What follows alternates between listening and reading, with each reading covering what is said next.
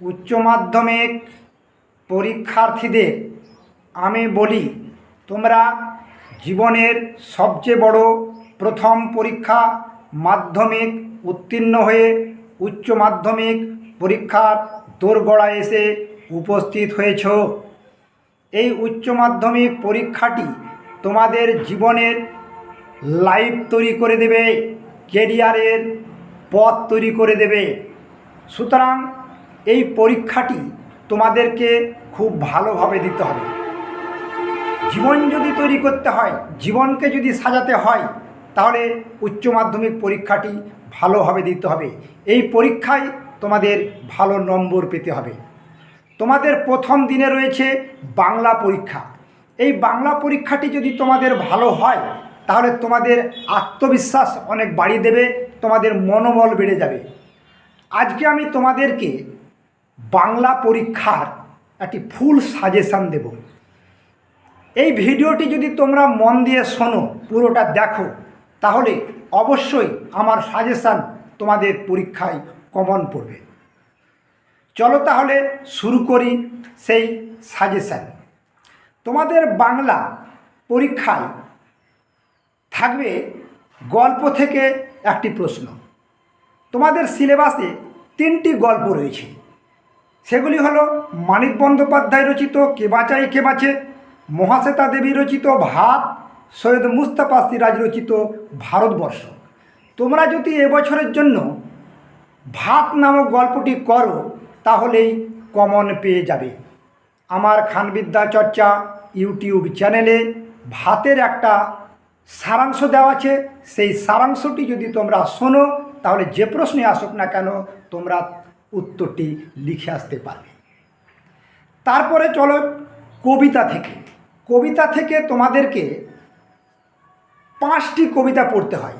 সেই কবিতাগুলি হলো রবীন্দ্রনাথ ঠাকুর রচিত রূপনারায়ণের কুলে, জীবনানন্দ দাশ রচিত শিকার, সমর সেন রচিত মহুয়ার দেশ, শক্তি চট্টোপাধ্যায় রচিত আমি দেখি এবং মৃদুল দাশগুপ্ত রচিত কন্দনলতা জননীর পাশে। এই 5খানা কবিতার মধ্যে যদি তোমরা সমর সেন রচিত মহুয়ার দেশ এবং শক্তি চট্টোপাধ্যায় রচিত আমি দেখি কবিতাটি ভালোভাবে করো, তাহলে পরীক্ষায় অবশ্যই কমন পেয়ে যাবে। আমার চ্যানেলে সমর সেন রচিত মহুয়ার দেশ কবিতা থেকে একটি নোটস দেওয়া আছে। সেই নোটসটি তোমরা মুখস্থ করো, তাহলে যে প্রশ্নই আসুক না কেন পরীক্ষায় তোমরা লিখে আসো, ফুল নম্বর পেয়ে যাবে। তারপরে চলো নাটক। তোমাদেরকে নাটক থেকে 2টি নাটক পড়তে হয়। একটি হচ্ছে শম্ভু মিত্র রচিত বিভাব এবং অজিতেশ বন্দ্যোপাধ্যায় রচিত নানা রঙের দিন। আমি আমার ইউটিউব চ্যানেলে নানা রঙের দিন থেকে একটি উত্তর দিয়েছি। যে প্রশ্নই আসুক না কেন সেই প্রশ্ন উত্তরটি করতে গেলে তোমরা লিখে আসতে পারবে।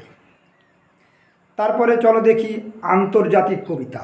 আন্তর্জাতিক কবিতা একটা আছে, সেটা হচ্ছে বেটল্ট ব্রেকট রচিত পড়তে জানে এমন এক মজুরের প্রশ্ন এবং ভারতীয় গল্প কর্তার সিং দুগ্গাল রচিত অলৌকিক।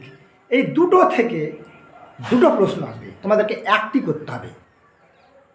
অলৌকিক গল্প থেকে কয়েকটি প্রশ্ন এবং তার একটি উত্তর দেওয়া আছে। যে প্রশ্নই আসুক না কেন সেই উত্তরটি তোমরা লিখে আসো, ফুল নম্বর পেয়ে যাবে।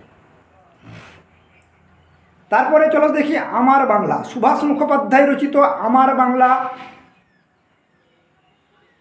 প্রবন্ধটিতে বেশ কয়েকটি রচনা রয়েছে।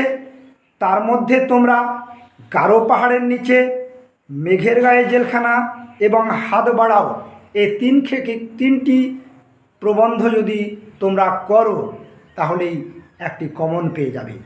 আমার চ্যানেলে মেঘের গায়ে জেলখানা এবং হাত বাড়াও থেকে উত্তর দেওয়া আছে। যে প্রশ্নে আসুক ওটি উত্তর। তারপরে চলো দেখি ভাষা।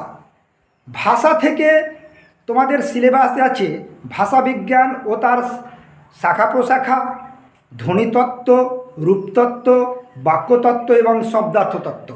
তোমরা যদি রূপতত্ত্ব এবং বাক্যতত্ত্ব এই 2টি ভালোভাবে করো, তাহলে একটি প্রশ্ন অবশ্যই কমন পাবে। তারপরে বাংলার শিল্প সাহিত্য ও সংস্কৃতির ইতিহাস। বাংলার শিল্প সাহিত্য সংস্কৃতির ইতিহাস থেকে তোমাদের সিলেবাসে আছে বাংলা গানের ধারা, বাংলা চিত্রকলার ইতিহাস, বাঙালির চলচ্চিত্রের ইতিহাস, বাঙালির বিজ্ঞান চর্চা, বাঙালির ক্রীড়া সংস্কৃতি।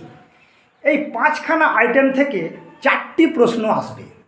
তোমরা যদি বাঙালির বিজ্ঞান চর্চা এবং চলচ্চিত্রের ইতিহাস করো তাহলে অবশ্যই কমন পেয়ে যাবে।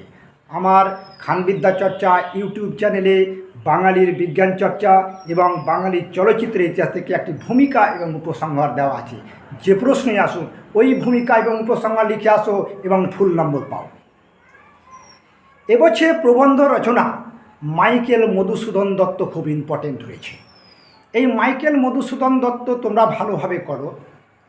যদি মাইকেল মধুসূদন দত্ত আসে তো খুবই ভালো, আসুক বা না আসুক আমার খানবিদ্যার চর্চা চ্যানেলে জীবনী প্রবন্ধ রচনার একটি ভূমিকা এবং উপসংহার আছে।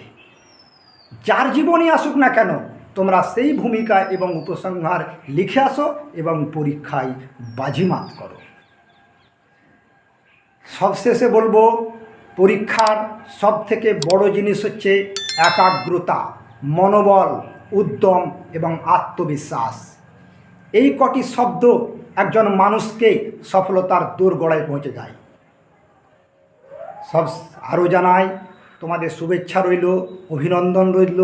ভালোভাবে পরীক্ষা দাও, তোমাদের জীবন সাফল্যই ভরে উঠুক এই কামনা করে আজকের এই ভিডিওটি শেষ করছি। ভালো লাগলে লাইক শেয়ার কমেন্ট করে দিও এবং সাবস্ক্রাইব করে না থাকলে ভিডিওটি সাবস্ক্রাইব করে দিও।